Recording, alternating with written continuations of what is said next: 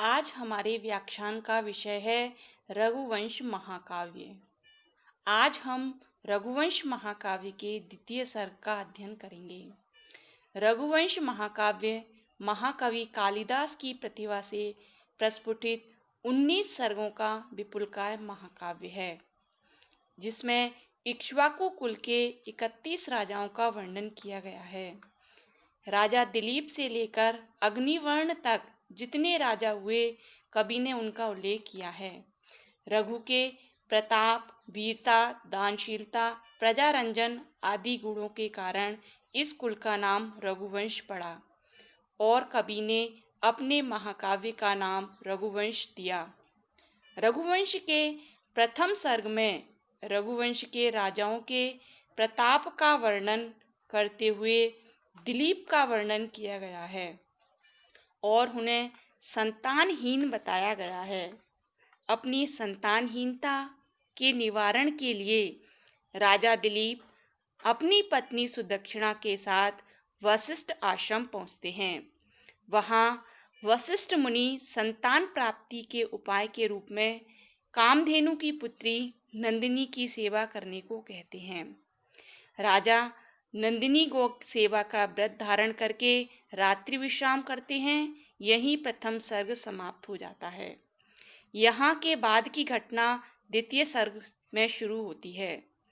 यहाँ द्वितीय सर्ग के प्रथम श्लोक में प्रातःकाल राजा दिलीप पत्नी सुदक्षिणा के द्वारा पूजित नंदिनी को वन में चराने के लिए चले। महाकवि कालिदास उसी समय का वर्णन करते हुए कहते हैं, अथ प्रजानां दीपः प्रभाते जाया प्रतिग्राहित गंधमाल्यां बनाय पीत प्रतिबद्धवतसां यशोधनो धेनुं मृषेर मुमुच। एक बार उच्चारण फिर देखते हैं। अथ प्रजानां दीपः प्रभाते जाया प्रतिग्रहित गंधमाल्यां बनाय पीत प्रतिबद्धवतसां यशोधनो धेनुर्मृषेर मुमुच।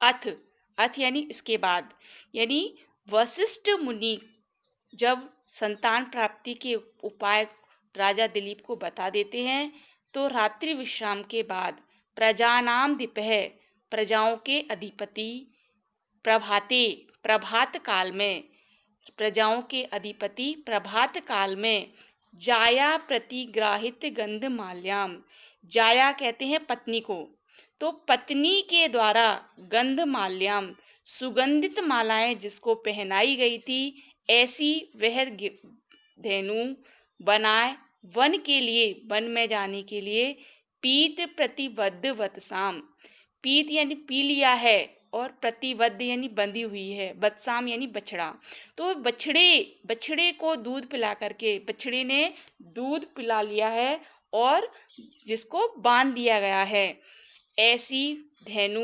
यशोधनो, यश ही जिसका धन है, ऐसे राजा दिलीप के लिए आया है यशोधन। धेनुम ऋषेर मुमोच है, तो धेनुम उस धेनु को ऋषि, ऋषि यहाँ पे आया है वशिष्ठ के लिए, तो ऋषि वशिष्ठ की जो गाय है नंदिनी, उसको मुमोच यानी छोड़ा।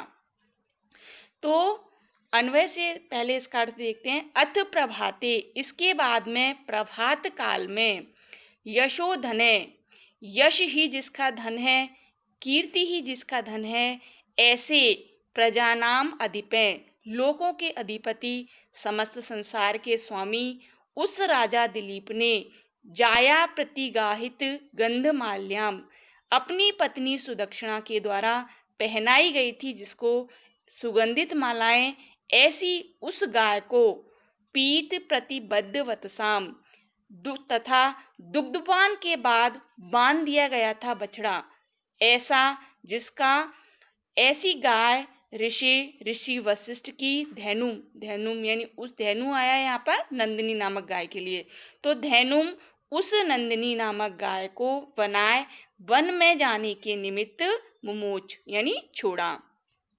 तो अब अथ प्रभाते यशोधन प्रजानाम अधिपः, प्रभात काल में यश ही जिसका धन है, ऐसे प्रजाओं के स्वामी जाया प्रतिग्राहित गंधमाल्याम, अपनी पत्नी सुदक्षिणा के द्वारा जिसकी पूजा की गई थी, सुगंधित मालाएं पहनाई गई थी, और पीत प्रतिबद्ध वतसाम, पी लिया गया है जिसका दूध ऐसे बछड़े वाली, और बांध दिया गया है ऐसे बछड़े वाली गाय को, ऋषिर धेनु, उस राजा ऋषि वशिष्ठ की गाय को बनाए, बन के लिए ममोच है, बन के लिए छोड़ा। श्लोक देखते हैं। अथ प्रजानाम दिपः, इसके बाद में प्रजाओं के अधिपति राजा दिलीप ने प्रभात के समय में जाया प्रतिग्राहित गंधमाल्याम, पत्नी के द्वारा गंधमाला पहनाई गई, पूजा की हुई, बनाए, बन के लिए, पीत प्रतिबद्ध वत्साम, जिसकी बछड़े को दूध पिला लिया गया है और बांध दिया गया है, ऐसी धेनुम, ऋषि वशिष्ठ की धेनु को, और मोचे यानी छोड़ा। यहाँ पर प्रतिग्राहित शब्द है वो पूजा अर्थ में प्रयुक्त हुआ है, और राजा, यहाँ पर राजा की सेवा परायणता, क्योंकि वो एक राजा होते हुए भी और गौ सेवा के कार्य में प्रवृत्त था, तो यहाँ पर राजा की श्रद्धा अतिशय तथा सेवा परायणता की प्रतीति हुई है। इसमें उपजाति छंद का प्रयोग किया गया है, जिसमें 11 वर्ण होते हैं, प्रत्येक चरण में 11 वर्ण होते हैं।